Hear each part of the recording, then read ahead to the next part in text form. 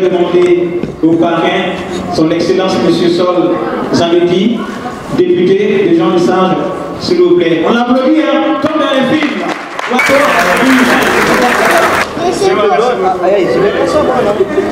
Merci tout le monde. Ça fait vraiment un grand honneur de pouvoir parrainer l'événement. C'est un cadeau du ciel. Et j'ai accepté tout de suite parce que je trouve que c'est quelque chose d'important. Il y a un problème en ce moment qui est même partout dans le monde, c'est pas juste au Québec, que nous avons plus de différences que de choses en commun. Et ça, c'est non seulement pas vrai, mais c'est quelque chose qui nuit à la vie en commun. Alors, comme dans des espaces comme celui-ci, dans lesquels on est capable de se rencontrer pour vrai, pas par des intermédiaires, mais directement, et qu'on peut apprendre à se connaître et puis réaliser à quel point on a des choses en commun, à quel point on a des rêves en commun, à quel point on a des aspirations qui sont similaires, ça fait que la vie devient plus douce, devient plus belle, les peuples sont plus unis. Et c'est pour ça que je trouve ça formidablement important comme événement et que je tenais à le soutenir de tout mon cœur. Et c'est vraiment un grand honneur. Merci encore Karim, merci à tout le monde qui a fait cet événement-là. J'espère que c'est pas, j'espère que qu'il va en avoir d'autres, qu'il va y avoir une longue lignée et puis qu'on va pouvoir amener de plus en plus de personnes à venir découvrir celui-là et ça va devenir une véritable tradition. Alors c'est mon souhait, c'est ce que je souhaite et j'ai vraiment la grande conviction que ça va se réaliser. Merci beaucoup tout le monde d'être là et puis j'ai hâte de continuer à faire le tour là, parce que j'ai même pas encore pu faire le tour et voir tout. Merci beaucoup. Et rapidement, merci beaucoup. Je laisse la parole à Salut Diallo qui est conseiller du conseil d'administration de la tête de concertation du gouvernement. Bonjour et merci d'être venu assister à cet événement. C'est l'un des événements importants du mois de l'histoire des Noirs de cette année. Là est l'élément qui rassemble au-delà des frontières. Je pense que c'est l'élément que nous avons tous en commun.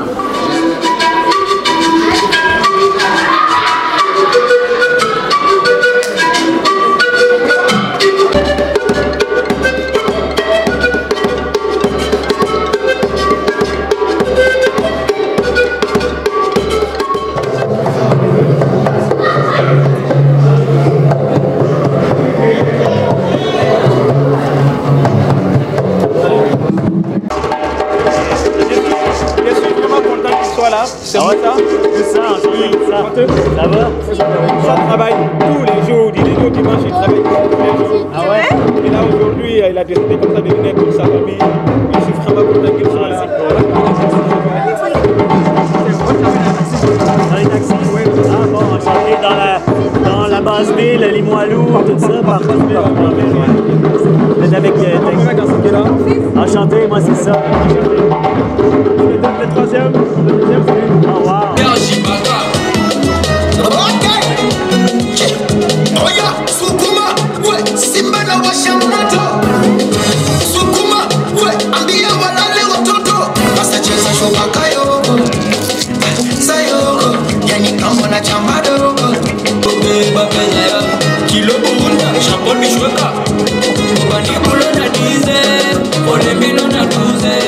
Alors Karim, on est au Carrefour international des arts et marché africain. En quoi ça consiste? Vraiment, c'est de pouvoir tisser des liens avec les autres communautés et d'autres artisans venir des quatre coins du monde. Parce que pour moi, c'était vraiment important. J'ai des amis qui sont artisans. Ils exposent seulement que l'été et l'hiver, les objets, les produits coincés dans leur sous-sol. Donc je me suis dit, mais pourquoi pas les faire sortir en plein hiver et puis voilà, on partage de bons moments ensemble et puis en même temps aussi c'est pour valoriser aussi la culture africaine. Parce que le berceau de l'humanité, c'est l'Afrique, donc toutes les cultures partent de l'Afrique. Donc je me suis dit que c'était vraiment important pour moi de partager cette belle énergie avec mes frères et sœurs québécoises, français, mexicains, tout ça. Wow. Donc la preuve en est, vous voyez, qu'il y a... c'est fantastique. C'est un très bon résumé, Karim. Merci pour la belle énergie. Puis je pense qu'il y a des artisans de plusieurs pays, hein, une dizaine d'artisans d'une dizaine de pays différents. Puis il va y avoir différentes activités. Je pense aussi pour la famille, les enfants, la danse. Oui, c'est ça. Parce que là, nous avons des activités de danse, de contes pour les enfants comme pour les grands aussi interactifs. Et puis, plein de bonnes choses. J'invite tout le monde à venir. Là, on a commencé aujourd'hui, samedi, qui est le 15 février. Et demain encore, les portes s'ouvrent au public à partir de 11h jusqu'à 20h.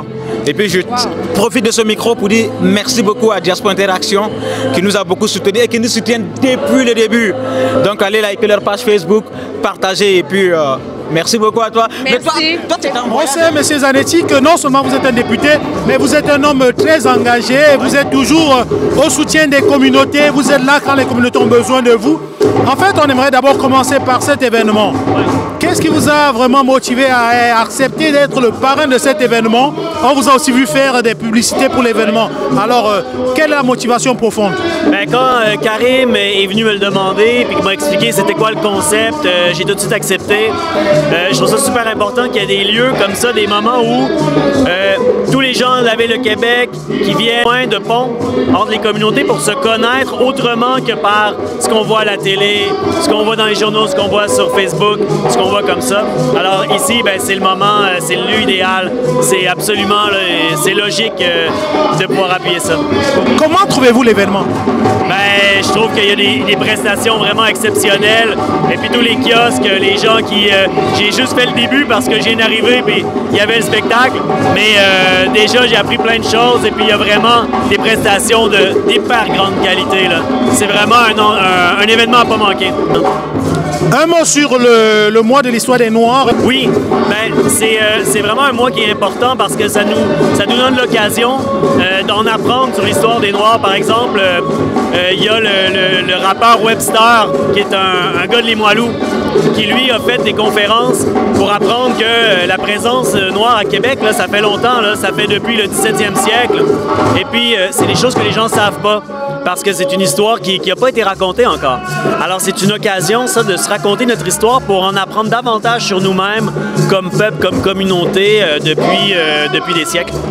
Quelle est, à votre avis, la clé pour ces personnes issues de la diversité pour s'intégrer rapidement? Oui.